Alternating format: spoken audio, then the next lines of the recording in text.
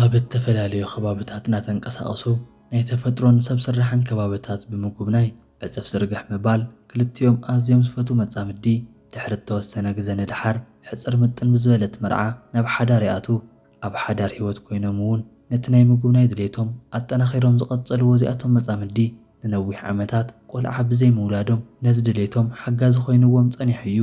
ዘይትዕድልቲ ኮይኑ ግን ዓይኖም ብዓይኖም ከይረኣዩ ሰበይቱ ብሃንደበታዊ ሕማም ካብዚ ዓለም ብሞት ትፍለ።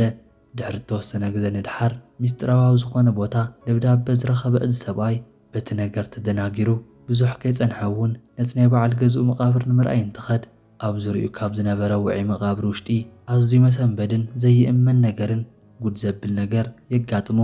ነዚ ዘይእመንን መሰንበድን ጉድ እናዕለልክኹም ንሳኻትኩም ጻኒሒት ክገብር እየ። ፍትዋት ተኸታተልተይ ኣቐዲመ ግን ናብ ቻናል ሓደሽቲ ዝኾንኩም ሰብስክራይብ ብምግባርን ነቲ ናይ ደወል ምልክት ብምጥዋቕን በብመዓልቱ ንዝፅዕኖም ሓደሽትን መገረምትን ቪድዮታት ንኽትዕዘቡ ይዕድመኩም። ናብቲ መደብ ክመልሰኩም። እዚኣቶም ሩሳውያን መጻምዲ ኮንስታንቲን ሰርጌን በዓልቲ ገዝኡ ኤልያናን ገና ካብ ጽባሕ መዓልቲ ሌልኦም ጀሚሮም ሓዲኦም ኣብ ልዕሊ ሓዲኦም ብፍቕሪ ዕውራት ኮይኖም ርክቦም ድሕሪ ምህናጾም ንድሓር ግዜ ከይወሰዱ ንእስ ዝበለ ፕሮግራም ኣዳልዮም ህይወቶም ናብ ሓንቲ ጎጆ የምርሑ።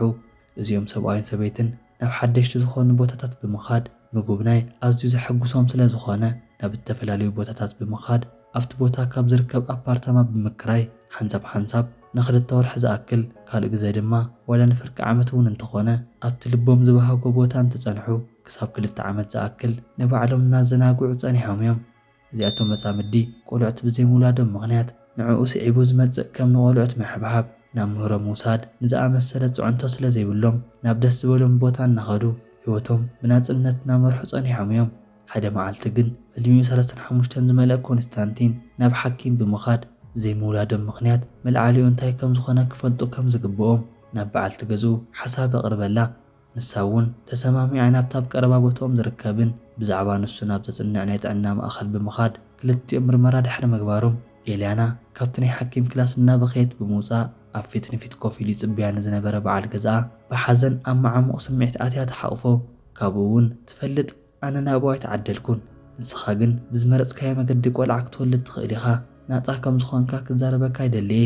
ኣብዚ ጉዳይ ኣነ ልብሕተይ ጥራይ መሰል የብለይን እናቀላጠፈትን ኣብ ፍረ ውሽጢ ኮይና ነዚ ቓል ትዛረቦ እንታይ ትጸገም ትብልዩ ዘለኻ ይትረዳኣንን ብምባል ኮንስታንቲን ኣጥቢቑ ይሓታ።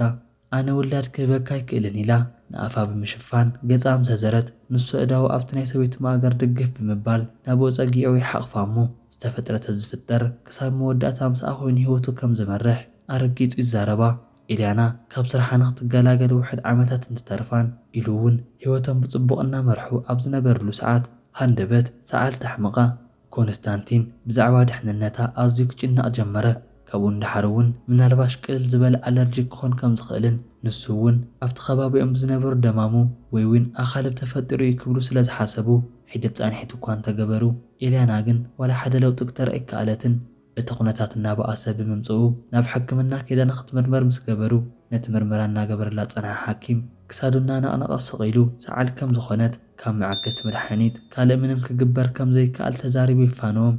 ይኹን እምበር ብዘሕዝን ኩነታት ሰዓል ጥራይ ምጽእ ኪድ ክብልና ጸንሓ ነዚኣ ኤልያና ድሕሪ 2 ቀና ግን ካብዚ ዓለም ብሞት ተፈልያያ። ኮንስታንቲን ንብሕቱ ብምትራፉ ዝገብሮ ጠፊእዎ ኣብ ሓዘን ውሽጢ ዕጽፍ ክብል ተሪፉ እዩ። ድሕረት ናይ ቀብሪ ስነ ስርዓት ንድሓር እንታይ ክገብር ከም ዘለዎ ወይ እውን ከመይ ክነብር ከም ዘለዎ ዘይተረድኦ እዚ ምስኪን ኮንስታንቲን ንብሕቱ እናስተማሰለ ግዝኡ ኣብ ስራሕ ከይሕልፎ እውን ኣቐዲሙ ጥሮታ ወፂኡ እዩ እሞ ብዘይዋላ ሓደ ሰብ ህይወቱ ክመርሕ ቀጸለ። እሞ ደኣ ድሕሪ ተወሰነ ግዜ ንድሓር ካብ ዝኽፈቱ ብዙሕ ግዜ ዝገበሩ ኮሞዲኖታት እንትኸፍት ኣብቲ ኮሞዲኖ ውሽጢ ሃንደበት ዝተዓሸገ ናይ ሰበይቱ ደብዳቤ ኣብ ኢዱ ረክብ። ቅድሚ ሕጂ እውን ርእይዎ ስለ ዘይፈልጥ እናተሃወኸ ብቕልጡፍ እንትኸፍቶ ኣደ ክትከውን ከም ዘይትኽእል ዝገልጽ ደብዳቤ ዝኸውን ኢሉ ሓሲቡ እኳ እንተነበረ ጠሊቑ እንትነቦ ግን ሓደ ሓድሽ ነገር ስለ ዝረኣየ ተመሲጡ ምንባብ ቀጸለ። ንሳ ክትጠንስ ትኽእል ከም ዝነበረትን ነቶም ምርመራታት ሓሊፋቶም ብኣንጻሩ ምውላድ ዘይክእል ንሱ ከም ዝነበረ እዩ እቲ ናይ ሕክምና ውፅኢት ዘርኢ እሞ ነቲ ኩነታትን ትርድኦ ኣዝዩ ሰንቢዱ እንታይ ከም ዝብል እውን ድንግርግር ኢልዎ ንደቓይቕ ዝኣክል ኣብ ስቕታ ይወሓጥ።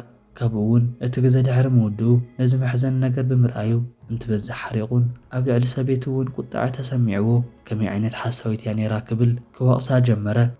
መምሰሊት ሓሳቢተይ መሲላ እባ ተፃወተትለይ ክብል ንባዕሉ ኣብ ሕርቃን ውሽጢ ክዓብድ ጀመረ። እቲ ዝተፈጥረ ነገር ኩሉ ከይሓበአት ግልፂ ገይራ ተዛሪባቶ ተዝኸውን ነይሩ። ካልኦት ዓይነት ናይ ሕክምና ሜላን ሰብ ስራሕን ገይሮም ንምውላድ ክፍትኑ ነይሮም እዮም። ቆልዑት ምውላድ ተተረፈ እውን ካብ መዕበይቲ ትካል ወሲዶም ከዕብዩ ይኽእሉ ከም ዝነበሩ እናሓሰበ ወላ ሓደ ፀገም ክትንክፋ ስለዘይትደሊ ነቲ ዕድል ትጥቀመሉ ስለ ዝነበረት ኣዝያ ነብሳ ትፈቱ እያ ክብል ኮንስታንቲን ልቡና ተሰብረ። ብሓዘን ክሳዱ የድንን በቲ ዝፈፀመቶ ንተፈጥሮ ናይ ምቋም ተግባርን ምስ ናይ ፈጣሪ ስራሕ ምትህልላኽን ምኽንያት ኣምላኽ ብኣኣ ሓሪቑ ነፀቐታሊ ዝኾነ ሕማም ዝዓድላ ክብል ኣብ ርእሱ ክሓስብ ጀመረ። ድሕሪ መዓልትታት ንድሓር ግን ምስ ሰበይቱ ብዛዕባ ጽቡቕ ዘሕለፍዎ ግዜታት እናሓሰበን ኢሉ እውን ንመዋቲት ምውቃስ ኣድላይ ስለ ዘይኮነ ተመሊሱ ናብ መቓብር ቦታ እናኸደ ዕምበባታት ኣብቲ መዋእለ ሒዙ እናኸደ ክቕምጥ እውን ቀጸለ። ኣብ ሓዘን ውሽጢ ኮይኑ እውን ልቡ ተነኽአ። ሓደ መዓልቲ ግን ኣብቲ ናይ መቓብር ቦታ ኣብ ዝነበረ ተገዳሚ ወንበር ንሰዓታት ሕጉስ ኮይኑ ኮፍ ኢሉ መልሲ ዋላ ተዘይሃበቶ ንበዓልቲ ገዝኡ እናዕዘለ ይጸንሕ እሞ ኣብ መወዳእታ ግን በይኑ ከም ዘሎ ዕዘብ። ካብቲ ግዜ ጀሚሩ እቲ ዝበፅሖ ስቃይን በደልን እናረስዐ ናብ ባዕሉ ህይወት ክምለስ እውን ጀሚሩ ነይሩ። ኮንስታንቲን በቢግዝኡ እናተመላለሰ ነቲ ናይ መቓብር ቦታ ንምጉብናይ ዘይኮነስ ናብ ናይ ቀደም ሓወልቲ ዘለዎ ሙዝየም እናኸደ ዝጉብኒ ዘሎ እዩ ዝመስል። ኣብኡ ምስ በፅሐ እውን ናይ በዓልቲ ገዝኡ መቓብር ኣጸቢቑ ድሕሪ ምጉብናዩ ኣብ ናይ ካልኦት ናይ መቓብር ቦታ እውን እናተንቀሳቐሰን ኣብቲ እማን ተፃሕፎ ስማት እናንበበ ብሕታውነቱ ብገጅፉ ክስምዖ ጀመረ። ምክንያቱ እውን ምስኡ ዝነበሩ ኩላቶም ክበሃል ብዝኽእል መልክዑ መሓዙት ይኹኑ ዝፈልጦም ሰባት ኣብዚ ቦታ ሓመድ ተሸፊኖም ስለተቐበሩ እዩ። ካብኡ እውን ኣብ ሓደ ውዑይ ቀብሪ ጠጠው ይብል እሞ ብዓይኑ እንትዕዘብ ካብቶም ናይ ፈተውቱ ብተወሳኺ ናይ ቤተሰቡ ዕምበባታት ዝርአ እንትኾን ካብቲ ብዕንፀይቲ ተሰርሐ መስቀል ንታሕቲ ዘሎ ናይ መዋቲት ስም ክላውድያ ክራቫንዶፍ ተባሂሉ እኳ ተተፃሕፈ ናይ ትውልዲ ይኹን ናይ ሞት መዓልታ ግን ኣይተፃሕፈን ነይሩ። ቀፂሉ እውን ኮንስታንቲን ኣብቲ ናይ መቓብር ሓመድ ይንብርከኽ እሞ ሰላም ክላውድያ መን ከም ዝኾንክን ክንደይ ዓመት ከም ዝገበርክን ዋላ እኳ እንተዘይፈለጥኩ እንኳዕ ናብ ዝመንደር ይኹን ናብ መሓዙት ክብሰላም መጻኺ እናበለ ምስ ባዕሉ እንትዕልል ብሃንደበት ካብ መሬት ንታሕቲ ናይ ዓውታ ድምፂ ሰምዕ። ኣብቲ ፈለማ ካበይ ከም ዝመፀ ስለ ዘይተረድኦ ከባቢኡ እንትዕዘብ ሓንቲ ድሙ ይዕዘብ እሞ ናባ ኣቓልቡ እውን ተገበረ። እቲ ዓውታ ካብኣ ዝመፅእ ዘይኮነስ ብቀጥታ ካብ ታሕቲ መሬት ከም ዝኾነ ምስ ተዓዘበ ነዚ ውዑይ መቓብር ተመሊሱ ይኸሎ እሞ ብልዑል ኣቓልቡ እናተዓዘቡ ድሕሪ ምጽንሑ ኣብቲ ከባቢ እተረስዐ መጋፍያ ምስ ረኸበ ንዕኡ ብምልዓል ነቲ መቓብር ክፍሕሮ ጀመረ። ናፈሓረ ናብ ታሕቲ ኣብ ዝቐረበ ቁፅሪ እቲ ድምፂ ብዝበለፀ ጎሊሁ እናወፀ ስለ ዝመፀ ነቲ ሓመድ ብቁልጡፍ ከልዕሎ ቐጸለ። እቲ ድምፂ እውን ናይ ህፃን ቆልዓ ከም ዝኾነ ከስተውዕል ክኢሉ እዩ። ክላውድያ ብተባሃለት ዝዓረፈትሉ ናይ መቓብር ሳንዱቕ እንትበፅሕ ኣብቲ ውሽጢ ናይ ዓባይ ሰበይቲ ሬሳ ይርኢ እሞ ብስንባዲ ነቲ ከባቢ እንትዕዘቦ ብሂወት ዘለዉ ክልተ ህፃውንቲ ኣብ ልዑል ናይ ድምፂ ህውከት ኮይኖም ይረኽቦም። በቲ ዝረኣዮ ነገር ዝሕዞን ዝጭብጦን ዝሰኣነ ኮንስታንቲን ነቶም ቆልዑት ንምድሓን ብቁልጡፍ ናብ ፖላይስ ይድውል እሞ ነቲ ሓበሬታ እንትዛረቦም ንሳቶም እውን ብውፁፅ መፂኦም ነቶም ቆልዑት ናይ ምድሓን ስራሕን ናይ ምህዳእ ተግባራትን ብምግባር ናብ ሆስፒታል ብምውሳድ ድጋፍ ንኽግበረሎም ይገብሩ። ብምቕጻል እውን ኣብቲ ናይ ሬሳ ሳንዱቕ ዘላ እዚኣ ዓባይ ሰበይቲ መንነታ ንምፍላጥ ብዝገበርዎ ምፅራይ እዚኣ ዓባይ ሰበይቲ ኣብቲ ከባቢ ትነብር ኢሉ እውን ኣብ ሕማም ፀኒሓ ካብዚ ዓለም ብሞት ተፈልየት ከም ዝኾነት ናይ ውልቀ መንነታ ክፈልጡ ክኢሎም እዮም። ቀፂሎም እውን ብዛዕባ እዚኦም ክልተ ቆልዑት መንነትን ብመን ኢሉ እውን ንምንታይ ብኸምዚ ዓይነት ጭካነ ከም እተፈፀሞም ንምፍላጥ ክጓዩ ጀመሩ።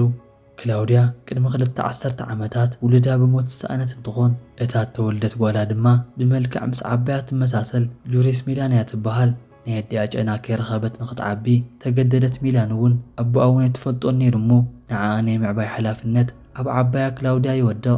ብናይ ዓባያ ሓበሓበ ዝዓበየት ሚላን እውን ዓባያ ክላውድያ ቅድሚ ምዋታ ቀዲማ ገና ኣብ ግዜ ቁልዕነታ ካብ ዘይፍለጥ ሰብ ትጠንስ እሞ ማን ተወድን ጓልን ቆልዑት ምስ ወለደት መዕበይ ኣቦ እውን ስለ ዘይነበሮም ናብ መዕበይ ትካል ክተእትዎም እያ ተባሂሉ እኳ ተተሓሰበ።